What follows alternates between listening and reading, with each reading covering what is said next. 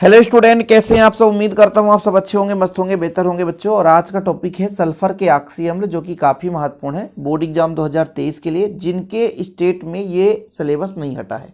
MP board में chapter 7 हट गया है, लेकिन फिर भी धीरे धीरे करके मैं एक एक लेक्चर आपको दे रहा हूँ, ताकि यदि जो लेक्चर मान लीजिए आपके सिलेबस में नहीं है तो आप तो नहीं पढ़ेंगे, लेकिन अदर स्टेट का बच्चा, जैसे मान लीजिए यूपी का बच्चा है, सीजी का बच्चा है, बिहार का, जिसके में ये सिलेबस है, उसको पढ़ना चाहिए। तो चलिए, सल्फर के ऑक्सी अम्ल बिल्कुल लॉजिक से पढ़ेंगे। 5 ऑक्सी अम्ल पेपर में पूछा जाता है, तो फिलहाल यदि आप 5 के अलावा एक और एक्स्ट्रा पढ़ लो तो 6-7 पढ़ लो तो आसानी से याद हो जाएगा। सूत्र कैसे याद करेंगे, जैसे सबको पता है सल्फ्यूरिक अम्ल, सल्फ्यूरिक अम्ल का सूत्र होता है H2SO4। सबको पता है ना, ये सबको पता है H2SO4। एक यदि ऑक्सीजन कम कर दो तो हो जाएगा H2SO3। थोड़ा समझने की कोशिश करेंगे तभी आपको समझ में आएगा। इसके बाद बच्चों H2SO5, तो ये 3 आपसे आसानी से नाम भी बताऊंगा, बिल्कुल चिंता ना करें। H2SO5 हो गया। अब हम बात करेंगे, जैसे अभी एक सल्फर था, इस बार 2 सल्फर और O3 कर दिया हमने, H2S2O3। ठीक है। इसके बाद आपका आ जाएगा H2S2O4। ये बिल्कुल सेम दिख रहा है, बनेगा ना आपसे, बिल्कुल बन जाएगा। इसके बाद आप तैयार कर सकते हैं H2S2O6 भी तैयार कर सकते हो, H2S2O7 भी तैयार कर सकते हो, H2S2O8 भी तैयार कर सकते हो। ये देखो लॉजिक बता रहा हूं भाई, 3 4 5, फिर 3 4 5 हटा दो, 6 7 8। तो ऐसे में सूत्र तो याद ही रहेंगे, सूत्र तो याद ही रहेंगे, आसानी से मैं समझ सकता हूं कि सूत्र आप तैयार कर सकते हो बच्चों। इसका नाम सल्फ्यूरिक अम्ल है, सबको पता है क्या है, सल्फ्यूरिक अम्ल। ठीक है, कोई दिक्कत तो नहीं बच्चों। तो इसका नाम क्या हो जाएगा, इसका नाम है सल्फ्यूरस अम्ल, इसका नाम है सल्फ्यूरस अम्ल। ठीक है, ये सल्फ्यूरिक अम्ल है, ये सल्फ्यूरस अम्ल हो गया।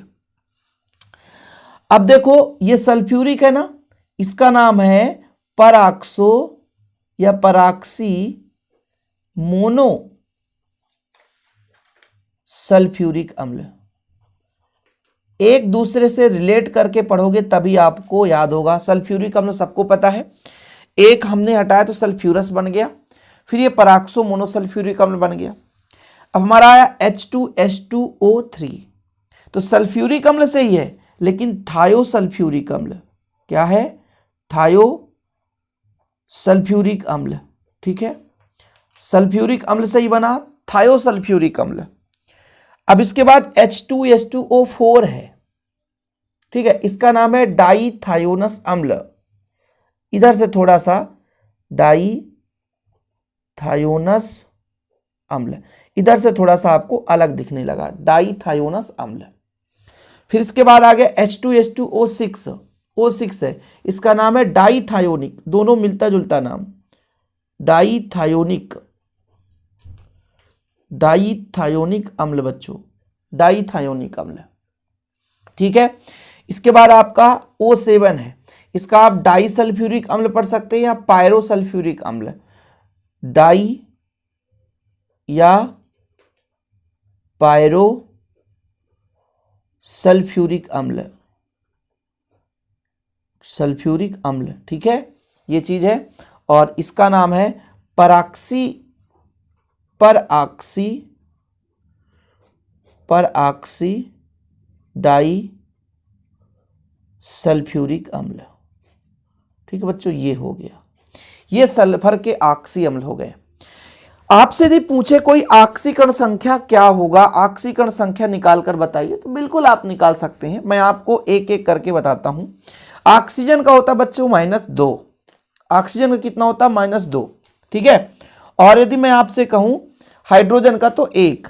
तो पहले नंबर की बात करो तो 2 हाइड्रोजन है, देखो जरा यहां पे, सॉरी 1 मिनट, 2 हाइड्रोजन है ना,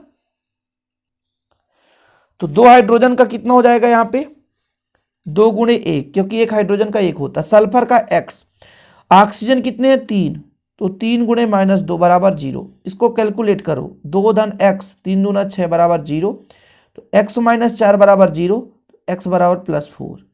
ये भाई साहब हमारा x बराबर +4 आ चुका है। ठीक है, ये हमारा सल्फर का ऑक्सीकरण संख्या आ गया। तो यहां पर मैं कह दूं ऑक्सीडेशन नंबर आप बताओ, तो ऑक्सीडेशन नंबर कितना हो, +4 हो गया। कितना हो गया, +4 हो गया। ठीक है, कोई दिक्कत तो नहीं। इसके बाद इसका निकालो आप, इसका H2, तो 2 गुणे 1 धन सल्फर का x धन 4 गुणे -2 बराबर 0। तो 2 हो जाएगा धन x और 4 दूना कितना हो जाएगा 8 बराबर 0। तो कितना हो जाएगा बच्चों, यहाँ पर 8 में 2 घटा दो तो 6 बराबर 0। x बराबर कितना हो गया, +6। इसका ऑक्सीडेशन नंबर +6 हो गया। जरूरी है ना, तो फिर कंफ्यूज हो जाओगे आप लोग। ठीक, अगले नंबर की बात करें तो 5 दूनी 10, 10 में 2 घटा दो तो इसका ऑक्सीडेशन नंबर हो जाएगा 8। ठीक, इसका कैसे निकालोगे देखिएगा, बहुत सिंपल तरीके से है। ऑक्सीजन का 2 होता है तो 2 3 6, 6 में 2 घटा दो 4 और 4 में 2 का भाग दो तो +2। देखिएगा इसका भी ट्रिक से बताता हूं। 4 दूना 8, 8 में 2 घटाओ 4, 4 में 2 का भाग दो। सही है, ये में 3 दूनी 6, 6 में 2 घट 4, 4 में 2 का भाग दो, 2 आया था। और इसमें 4 दूना 8, 8 में 2 का जाए 6, 6 में 2 का भाग +3, ऑक्सीडेशन नंबर +3। इसमें देखो 6, 6 दूनी 12, 12 में 2 घटाओ 10, 10 में 2 का भाग दो तो +5, +5 आ गया। इसमें 7 दूनी 14 और 14 में बच्चों आपका 2 घटेगा तो कितना आ जाएगा, 14 में 2 घटेगा 12 और 12 में 2 का भाग देंगे तो आपका निकल कर आएगा +6।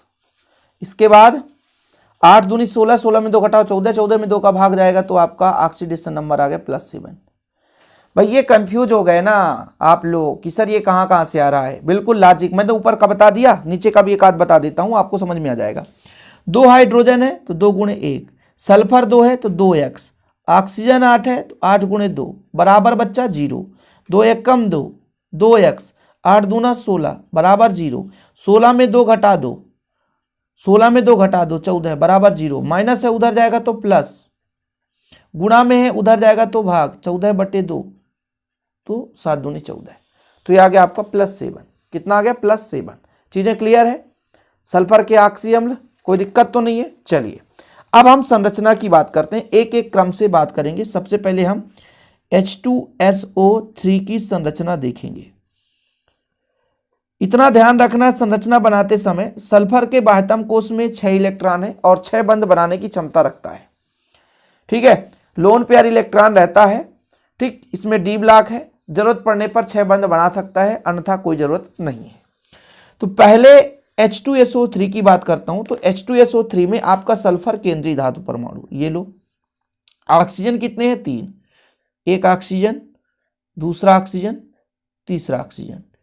हाइड्रोजन कितने बच्चों, 2, तो 2 ऑक्सीजन के साथ जोड़ दो। देखो ऑक्सीजन 2 बंध ही बना सकता है, तो ये ऑक्सीजन एक इधर सल्फर के साथ, ऑक्सीजन के और हाइड्रोजन के साथ, ये ऑक्सीजन सल्फर और हाइड्रोजन के साथ। यहां पे ये ऑक्सीजन खाली बेचारा, तो 2 बंध बना लिए तो सल्फर के साथ कंप्लीट हो गया। 2 बंध बना सकता है। सल्फर के बाह्यतम कोश में 6 इलेक्ट्रॉन होते हैं, तो 4 इलेक्ट्रॉन तो बंध बना लिए, 1 2 3 4, केवल 2 इलेक्ट्रॉन बचे हैं। तो यहां पे इसका इलेक्ट्रॉन युग्म दर्शा सकते हो। बहुत दिक्कत हो तो कुछ इस प्रकार से आप बना दो तो आपको दिक्कत नहीं होगी। H2SO3 की संरचना हो गई। पूरे क्रम से संरचना कराऊंगा, एक एक संरचना कराऊंगा, बिल्कुल आपको परेशान होने की जरूरत नहीं है। दूसरे नंबर की बात करता हूं बच्चों, H2SO4 की संरचना। चलो बनाते हैं। H2SO4, पहले आप केंद्रीय धातु परमाणु सल्फर ले लेंगे। ऑक्सीजन कितने हैं, 4, 1 2 3 4। हाइड्रोजन कितने हैं, 2, तो किसी 2 के साथ जोड़ दो। इधर जोड़ दिया मैंने, इधर जोड़ दिया। अब ये ऑक्सीजन भाई साहब 2 बंध बनाने की क्षमता रखते हैं। ये 2 बंध बना दो, ये 2 बंध बना दो। अब सल्फर को देखो, 2 2 4 2 6, कंप्लीट, कोई झंझट नहीं, कोई दिक्कत नहीं है। ठीक है।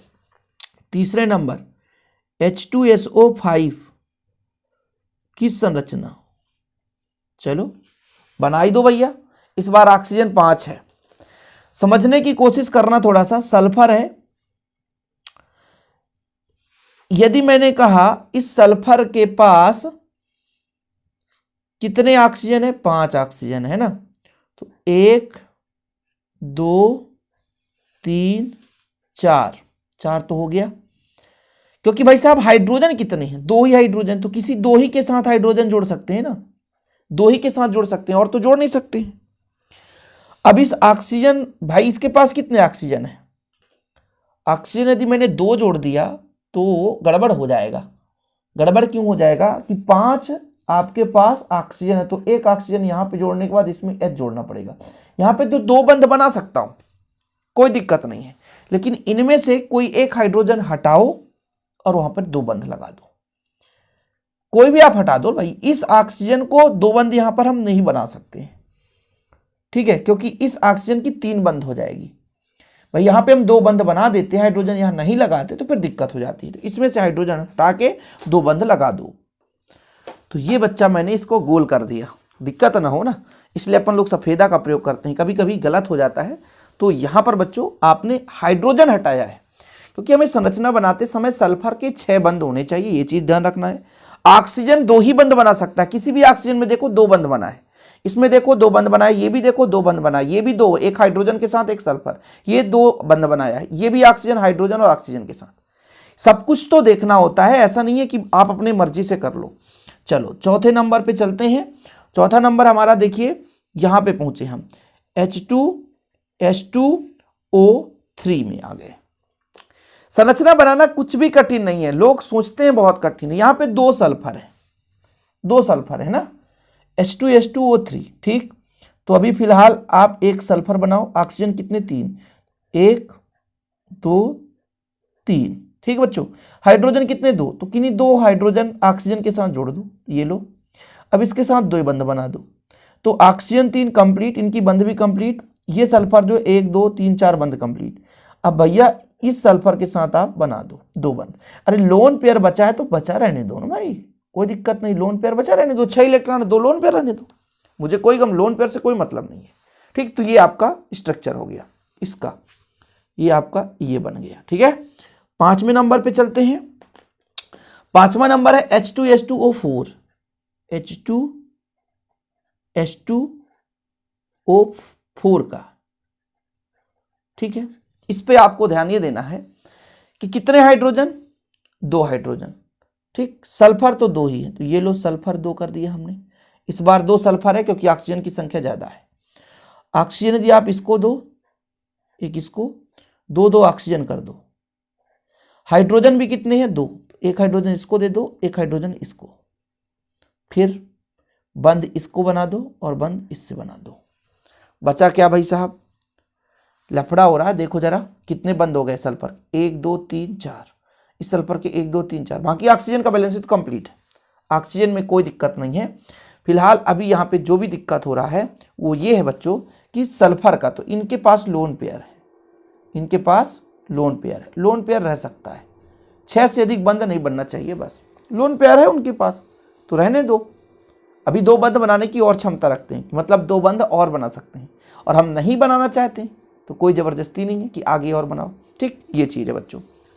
कितने हमने कर दिए, 5 तक कर दिए हमने। चलो और हम स्ट्रक्चर बना देते हैं। यहाँ पर देखो 5 हो गए, 1 2 3 4 5। अगला नंबर देखो H2H2O6 की संरचना। चलो बाबूजी इसकी संरचना बनाओ। यहां पे भी 2 सल्फर हैं, ऑक्सीजन की संख्या 6 है। चलो क्या बोले, H2H2O6। तो सबसे पहले आप 2 सल्फर बनाओ, ठीक है, बंध लगा दो। 3 ऑक्सीजन है, कितने ऑक्सीजन है, H2H2O6। गड़बड़ तो नहीं हो रहा भाई, 3 3 दूना 6, चलो 3 3 दे दो, 1 2 3, 1 2 3, ये लो भाई 3 3 दे दिया। 2 हाइड्रोजन है तो एक एक हाइड्रोजन बांटो, एक हाइड्रोजन इसको, एक हाइड्रोजन इसको। इसके पास टोटल कितना बंध बनाने की क्षमता, 6, तो 1 2 3 4 5 6, ये लो भाई कंप्लीट हो गया। सल्फर अधिकतम 6 बंध बना सकता है, 6 से ज़्यादा बंध नहीं बनाएगा, ध्यान रखना, ठीक है, 6 से ज़्यादा बंध नहीं बनाएगा बच्चों। आगे देखते हैं, 6ठे नंबर की बात करते हैं, H2H2O7। तो इस बार H2H2O7 है, O7 हो गया है, मतलब ऑक्सीजन की संख्या बढ़ गई है, चलो, तो यहाँ जैसे मैंने कहा 2 सल्फर है, देखो जरा 2 सल्फर है और सबको आप 3-3 ऑक्सीजन दे सकते हो।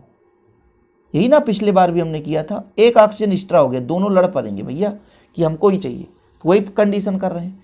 यहाँ पे हाइड्रोजन, यहाँ पे हाइड्रोजन, 2 बंध बना दो, 2 बंध, 2 बंध बना दो, 2 बंध, खत्म कहानी, कोई दिक्कत नहीं है भाई, कोई दिक्कत नहीं है। H2H2O7 हो गया। चीजें क्लियर है बंधुओं। अगले नंबर और लास्ट नंबर पे चलते हैं, जो हमारा 7वां नंबर था H2H2O8। 8 है ना, 7 था तो एक ऑक्सीजन जोड़ा, जैसे मान लीजिए ये सल्फर है, ये सल्फर है, एक ऑक्सीजन जोड़ा था, इस बार हम 2 ऑक्सीजन जोड़ देंगे, बाकी वही ऑक्सीजन, वही ऑक्सीजन, ठीक है। ये लो, हाइड्रोजन 2 जोड़ दो आप, ठीक। इसके बाद बंध तो बनाना ही है, चाहे जो भी लग जाए, तो बंध बना दो, 2 बंध इसके साथ, ये लो।